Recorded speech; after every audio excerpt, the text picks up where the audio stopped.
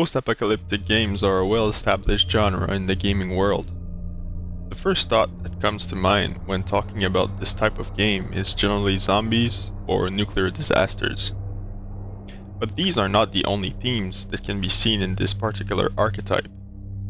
They can be set in futuristic world, a modern environment. They can also be immersive simulations, and even be a bit weird sometimes. But what are the leading qualities of a good post-apocalyptic game? Is it the way you deal with hostile beings and conflict? The things you have to do in order to survive? Or even the interactions you have with the world and how they transform your character in the end? Well, let's crack open an energy drink, get ready to yell "Chique breque," and prepare to quick save like a maniac, because we are heading into the zone. Hi guys, this is Jay.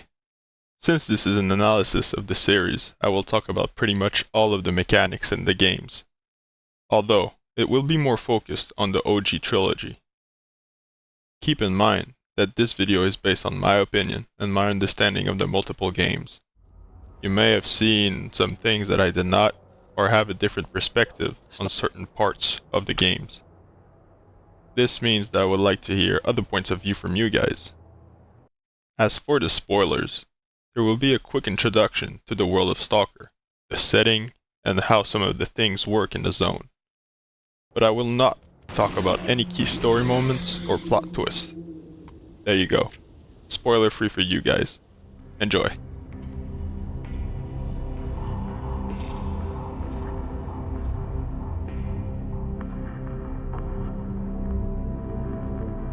If you are a gamer and you've been on the internet lately, you might have heard of the release of something called S.T.A.L.K.E.R 2, Heart of Chernobyl.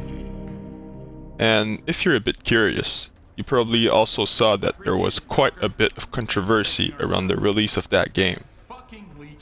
Some were really hyped up, others greatly disappointed by performance issues and other limiting things.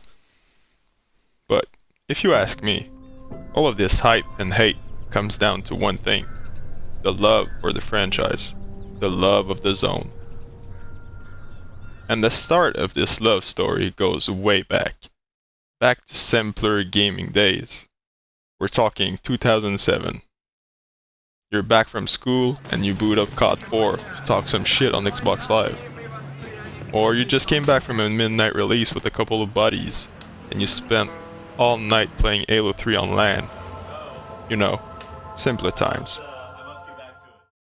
Along with all the known classics, released S.T.A.L.K.E.R, Shadow of Chernobyl. And this was the first time people were introduced to the zone in the S.T.A.L.K.E.R universe. The zone refers to the Chernobyl exclusion zone that was established in 1986 after the nuclear disaster that happened in one of the power plants.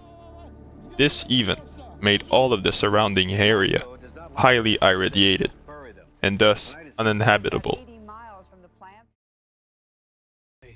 In the S.T.A.L.K.E.R universe, the outside world is pretty similar to our own. The thing that differs is that following a second nuclear disaster, multiple groups of individuals have decided to live inside the exclusion zone. Those who dare venture inside the perimeter are called stalkers, and the reason they take such a risk are diverse. Some go in for the valuable artifacts, others for science or glory. We believe that the zone must be studied and understood so that humanity knows what it is facing here. Understanding is the key to coexisting with the zone, because if you think about it, the zone is the most wondrous phenomenon humanity has been confronted with in its entire history. Some even have the ambitious goal of reaching the center of the zone, which is told to house something unfathomable. If you were unaware, the S.T.A.L.K.E.R series is made by GSC Game World, a studio founded in Ukraine in 1995. Before S.T.A.L.K.E.R, they worked on multiple RTSs like the Cossacks and American Conquest, just to name a few. This studio has quite a story, especially for the development of S.T.A.L.K.E.R 2, which was made in part during the ongoing war in Ukraine.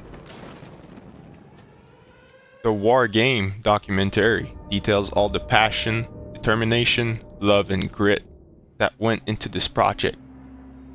It also shows how people rallied around the S.T.A.L.K.E.R series and the hype that was created by it. Сталкер не закінчувався, коли ти вставав від комп'ютера.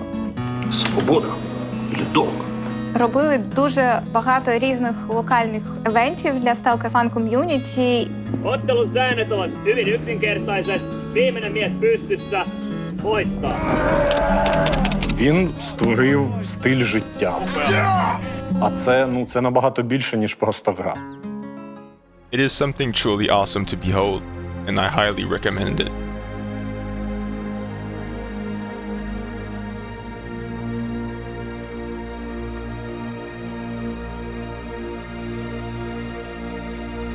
As you may have guessed, the zone is a dangerous place, filled with hostile humans, mutants of all types, and lethal anomalies. The main way to deal with all of that is, of course, violence. This is my way of saying that combat is an everyday thing for a stalker. But a smart stalker knows that you cannot approach every menace the same way. Tactics and tools that work against human enemies may not function the same way against psychic mutants or anomalies. With that being said, the zone is full of varied weapons, including handguns, SMGs, assault rifles, shotguns, marksman rifles, and various launchers. You know, the usual roster.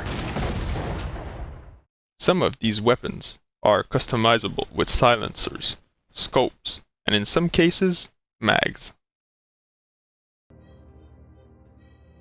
Depending on the game you are playing, you can also upgrade each weapon to grant them special stat buffs, be it precision or handling, for example.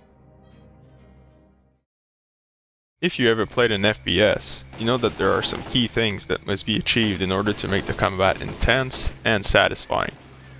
One of those key things is the gunplay, or how the guns feel when you shoot, when you hit a target, or when you reload.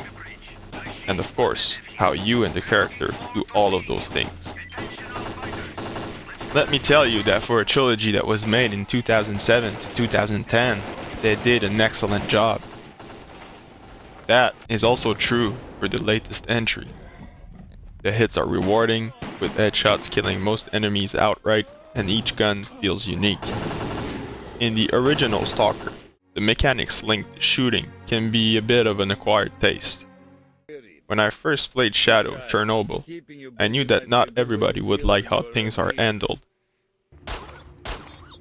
The precision mechanic is entirely based on the size of the reticle, similar to games like CSGO or Valorant, meaning that to be really precise, you have to crouch and stop moving. This gets better in future games, where aiming down sight actually betters your precision, unlike in the first game. For me, this was a nice change of pace compared to the modern shooters, where you are super accurate and mobile all the time. I had to focus on positioning a lot more, since getting caught running in the open meant that you could not really defend yourself, at least not without being exposed like an idiot. The choice of weapon also weighted heavily in the balance. I needed something precise enough for long-range engagements with humans, but also something up close for the rushing mutants. And when it comes to surviving all of those threats, guns and grenades are not going to be enough to save you.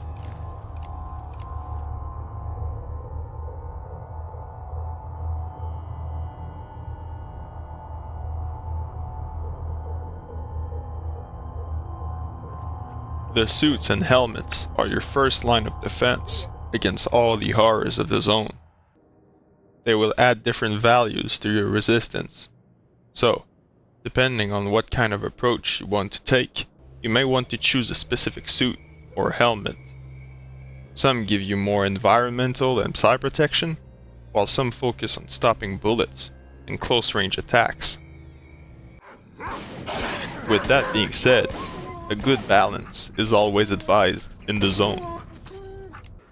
Something that can be achieved by upgrading your suit and helmets to fill the weak points in their protection. You will also be able to customize them with new features, like night vision or more artifact containers. As I said, humans and mutants are not the only threat to your life in this secluded place. Anomalies of all types are present across the zone, and if you lack protection, they can be quite unforgiving. Fortunately, anomalies sometimes contain some things that are worth risking your life for. Artifacts.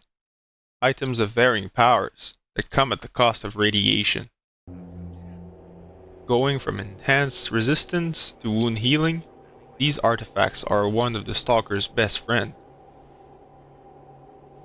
But how do you find these treasures?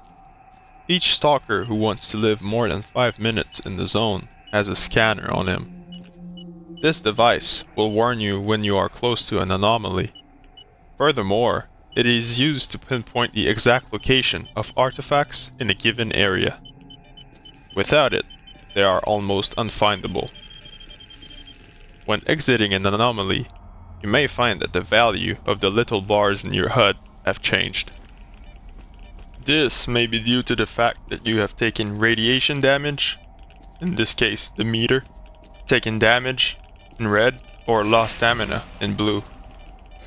You'll want to keep a close eye on these. Now, the UI changes from game to game, but is still pretty user-friendly if you ask me. Your inventory will be a place you'll visit frequently throughout your journey in the Stalker world. Knowing what to pick up, and managing what to use and when to use it, is crucial for survival. Preparing decent loadouts and rations for when you head out is something that you will need to get accustomed to. Don't have enough ammo and you won't be able to fight off the zone. Run out of bandages and you'll bleed out. Don't have enough vodka? Well, good luck with the radiations. On the flip side, have too much stuff on you and you'll be slower than a turtle who smokes 8 packs of cigarettes a day.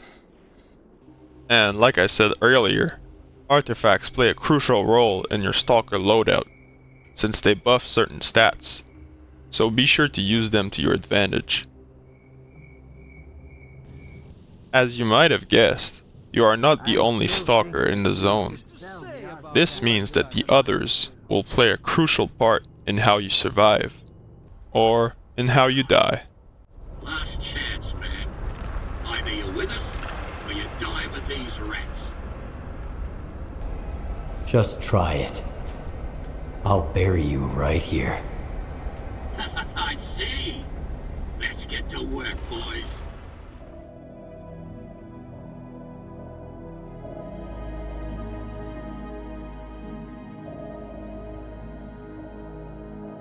How you learn of the story and the lore is very dynamic in the Stalker universe. The events that happen in the zone often speaks for themselves and create their own story. Everything you do is also part of that story. There is of course a main storyline to be followed, but everything that is off the beaten path play a very natural and organic role in the storytelling. How you act and talk to others has a real impact on what comes to pass in the Stalker series. If you help a certain NPC, you will remember that you helped them. And the same is true if you attack someone. Their friends will remember. Go to hell, freak! This is managed by the famous A-Life system, an advanced AI system which catalogs the player's actions and modify the events of the game in accordance. That is a very brief summary, because it is way more complicated than that. This system is also supposed to simulate the life of NPCs, even when you are not near them, meaning that they somehow continue their adventure in the zone off screen. That is something truly awesome, and it creates awesome moments too, which in turn makes the game feel very alive. Throughout the different games, you can find safe places where stalkers regroup and restock. At these locations, you can sometimes see familiar faces who, like you, are progressing through the zone. You can also make new contacts and forge new alliances. This is also where you can hear whereabouts of caches that contain loot, take on new contracts, and new quests. Let's see if I was right. The quests, apart from the main one, are generally to help a person or a faction. Taking them on will earn you some cash and equipment, but most importantly, it will show others that you are a stalker that can get things done. The stashes are basically hidden loot left by others. You can get their location from tips or even by searching dead individuals. These can contain all sort of loot and are usually worth going after. In most of the installments in the series, you also have the choice of what kind of stalker you want to be. The zone is home to multiple factions, all having their own belief, agenda, and goals. Duty, for example, who wants to destroy the zone for the greater good of humankind. Or the scientists, who are here to deepen their understanding that humankind has of the zone. You can join most of these factions, take a side, and fight for what you believe is right. Or, you can take your own path and stay neutral. After all, who needs more enemies, right? Stop right there, buddy. Keep your hands where I can see them. Attaboy. Now just stay right there. Stay right there, old man. Oh. Good. Oh, good. so that's how you think And it's gonna be, huh? Oh, you motherfucker. We'll see.